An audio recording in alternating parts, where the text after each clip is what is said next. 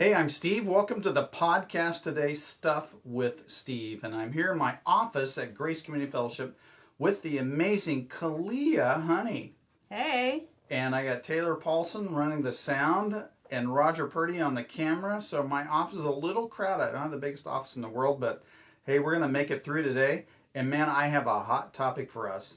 Okay, what's the topic? Sports. Sports? No, I'm kidding. Oh my gosh. Because you don't like sports. I don't not like sports. I just don't care about sports. Well, that means, if you don't care about something, you don't like it. That means you don't like sports. But I already knew that. I'm just kind of teasing you. So, anyway, so I thought today we were going to talk about this thing called church and state. Okay. And it'll be a little bit of a historical thing that I want to talk about. So in 1803, Thomas Jefferson wrote a letter to the Danbury Baptists, which they don't exist anymore, but he told them that there was a wall separation between the church and state. Okay. And that viewpoint became known as Jeffersonianism, which is just the idea that the church should not be over the state, and the state or the government should not be over the church. So throughout history, the last 2,000 years, there have been times that the church was over the state, running over it, and there were times that the state was clearly, persecuting, running over the church as well. So Jefferson was trying to be a little bit maybe in the middle with that. And if you're a Baptist, one of their key doctrines is separation of church and state. I mean, they just literally say it that way. And other people get real nervous about that, and we can kind of talk about that. But I want to talk about this in the framework of 1,700 years ago with Emperor Constantine. Okay. So I'm sure you're real up on Constantine. I know who Constantine is. What do you remember about him? I know because you're a recent graduate. You probably remember yeah. something. I just know that Constantine was a Roman emperor. He was not a believer. He went to battle against... Who did he go to battle against that changed his... Maxentius.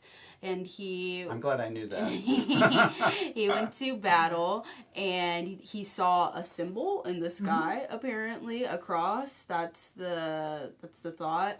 And then he converted to Christianity, and then he converted the Roman Empire to Christianity. Yeah, pretty spot on. So, Constantine, there were 4 regions of the Roman Empire at that time, and Constantine was over his area as a general. And so they were having a power grab, so he was going to be in charge. And so at a place called the Malavian Bridge is where he sees this vision. And the vision is the Cairo, and it looks like a P with an X through it. Okay. And the P is actually an R in Greek letters. Anyway, so, and the X is a key for Christ. So he sees that, and he sees Jesus, according to him, in this symbol and the vision for it, and he has them put them on their shields and stuff. Yeah, and they win. And they win. It's on their shields. They win. They put on their helmets and their shields, and they win the battle. And apparently, Constantine is converted to Christianity at that time. But also, I think with Constantine, he was a politician. Right. There's no doubt about it. And when it played to his favor, he was a strong Christian, and when it didn't play to his favor, he was kind of a lukewarm one. Yeah. Yeah. So and a war general too. He's a war general, and so then he moves his capital to modern day Turkey, Istanbul. It used to be called Constantinople. Okay. And the church kind of moved there with him in a sense as well. So he battles on the Malavian Bridge and wins. And then from that point forward, it seems like in history that Christians went from being highly persecuted under Maxentius, I'm going to read something about that here in a minute, to being favored a little bit. I wouldn't say that Christianity became the state religion. I think that would be totally inaccurate. But certainly from that point forward, things changed for Christians in the year about 300. And historians will generally say that it's a watershed moment in the history of the church. That we went from being persecuted and running for our lives to all of a sudden, hey, my church can meet in a school gym now. Yeah. So before that, they couldn't meet in government buildings, which were called which were called basilicas. Yeah, that's what they were. That's where that term comes from. So that was the kind of the situation there with Constantine. So I have a couple things in my old notes here. It says that I wrote down that Christians become wealthy all of a sudden. Yeah. Okay. They went from being persecuted to all of a sudden they got a little bit of wealth. Yeah. And all of a sudden, because Constantine made it acceptable for Christians to be there, they had government jobs. So all of a sudden they're involved they have social positions because of Constantine. And I hate to say this one, but pastors, bishops is what they're often called, begin to compete for places of hierarchy. Yeah. So that's terrible. And as a reaction to all this wealth, some Christians started the monastic movement. Hey, we better get away from all this wealth and stuff. They'll corrupt us, and we'll go live in a cave in the desert. Which is probably not the best response, although I get it. So under Maxentius, this is what he did. He banned every Christian from government jobs. Okay. If you're a Christian, you can't work a government job. You can't. Yeah. Yeah, if you want to work for the Census Bureau, you're out. Yeah.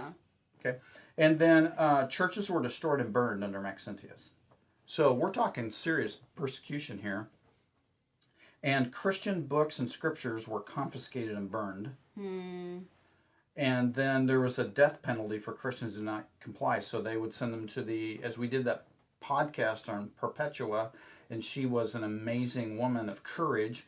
Lots of people were then in the gladiator arena getting killed and burned and beheaded and all those things. So that was pre-Constantine. Then post-Constantine, Christians are tolerated. Okay. They're tolerated. Yeah. And they become wealthy, and they just compete for positions. And then Constantine does this. There's a big church squabble in his empire. And he doesn't want squabbles in his empire. He's a politician. And the squabble was about a bishop named Arius, who believed that... Have you heard of Arius? I have. Do you remember what he believed? No, remind me. Arius believed that people didn't have sin natures at all, and that it got convoluted about how a person gets saved. Yeah. And so Constantine goes, well, this is a problem because they're bickering about it. I don't need any bickering in my empire. Yeah. Then he goes, hey, why don't all of you come to this place called Nicaea, and you decide. Yeah, the Council of Nicaea. Council of Nicaea. So he intervenes in the church. Yeah, figure out your doctrine. Figure it out. Yes, that's a great way to say it. Figure out your doctrine. And so at that point, obviously the state is getting involved in the church. Now, some people have the incorrect idea that they took a vote and barely won on this salvation is by grace through faith, but that Constantine somehow solved it. He didn't want anything to do with the decision. He didn't care. He just didn't want the squabbling to continue in his empire. And so it was overwhelming that these bishops just said that that Arius was wrong. They kicked him out of the church. So Constantine... It's a watershed moment because all of a sudden the church and state look a little messy, like they're like this. That continues until a guy named Pope Gregory I in Rome, and he becomes the first mayor of Rome. Okay.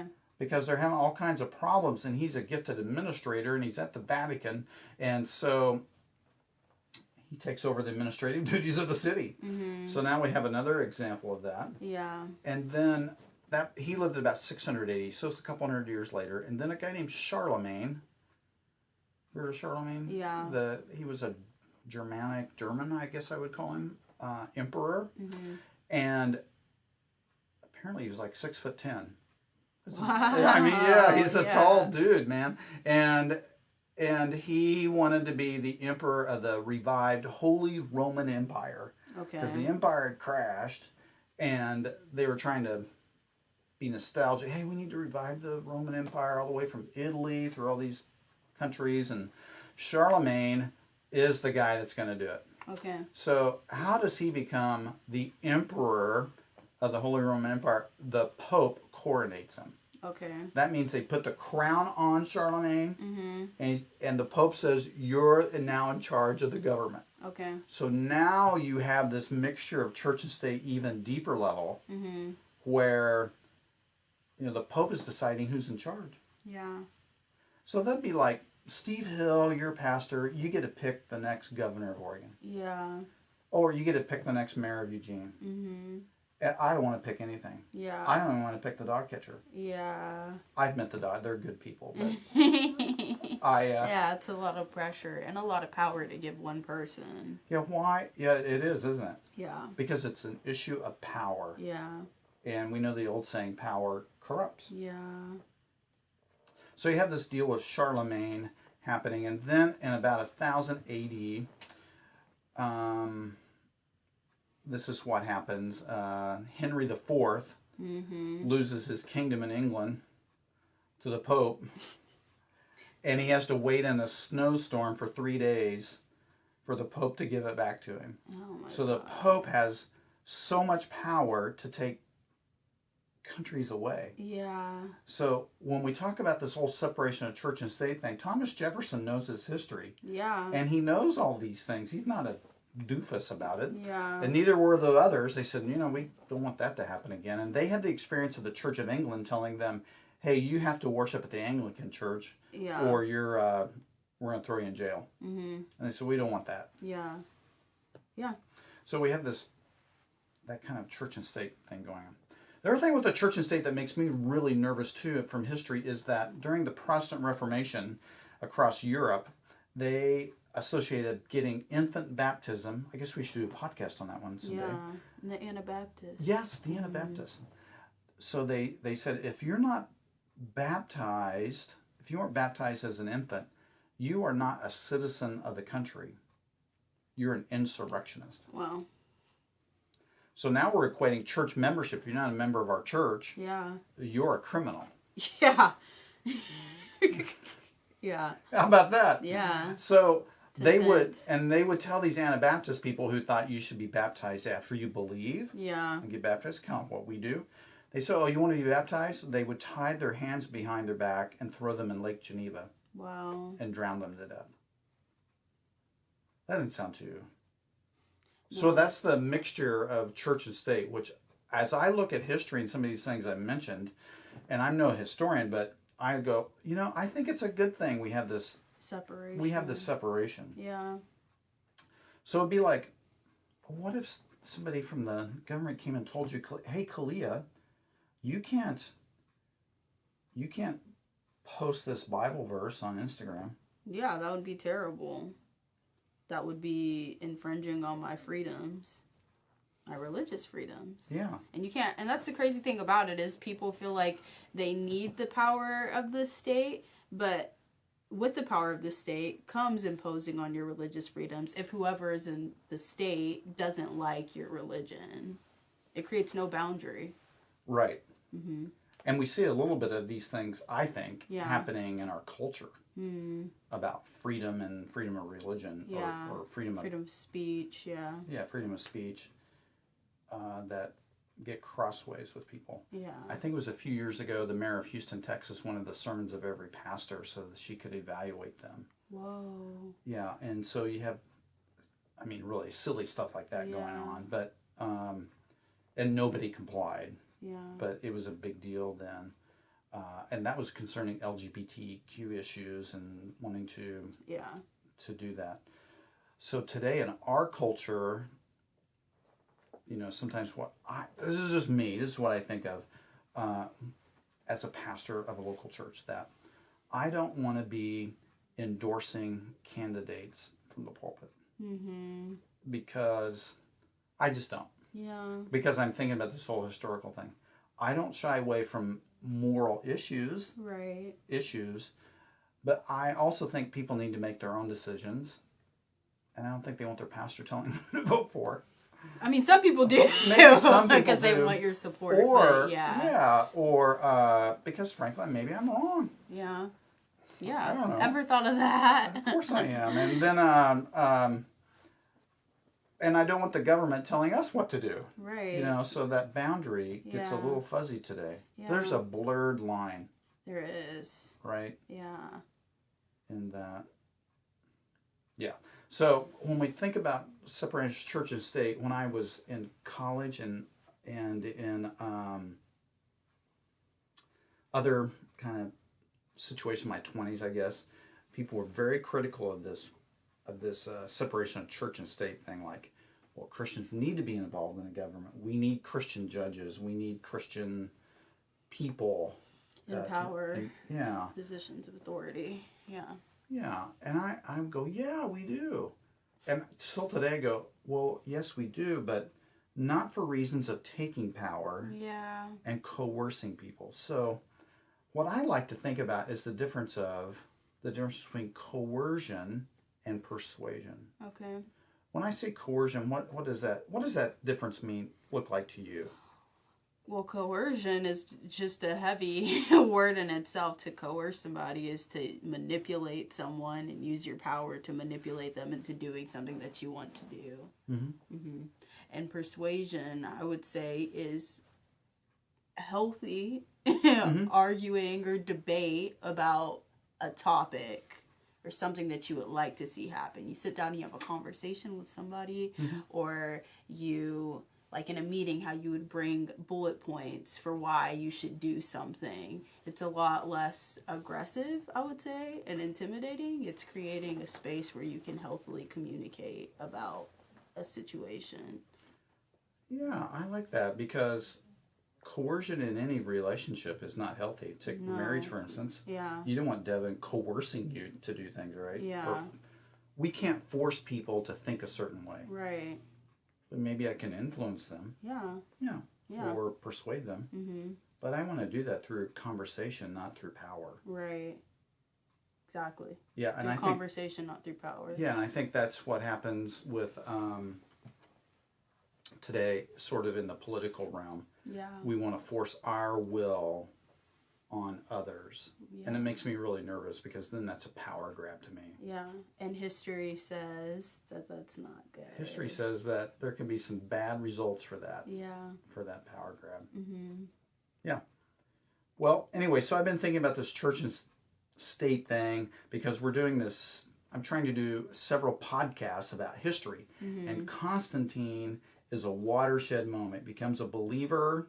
He gets baptized right before he dies. Mm. So I think of him as that guy that goes, I need to make sure, at the end of his life. And I'm not sure how seriously he took his faith, but at that time when he made it tolerable and Christians got power and some wealth, that changed the nature of Christianity's relationship with the government and with people who are in power. Yeah. At that point. And I see, so that I think that plays out through history, and we can even see that today. Mm-hmm. Okay, any last thoughts about church and state? I don't think so. That was very thorough, Steve. Oh, yeah, it's kind of off the top of my head. Yeah, so that's why it's so lightweight. Anyway, hey, I'm Steve, and I'm glad you were listening to our podcast. We're also on YouTube, and you can check it out, because now we're filming them and uploading them to YouTube. So hello to our YouTube audience. We're glad that you're with us. And make sure you check out our other podcasts if you haven't had a chance to do that. Most of them are about 20 minutes in length, so that's about your commute to work. You can listen in on the podcast. Hey, thank you to Taylor and to Roger for being here for all the technical stuff, and thank you, Kalia. Thank you. All right. Hey, I'm Steve, and peace and grace be with you today.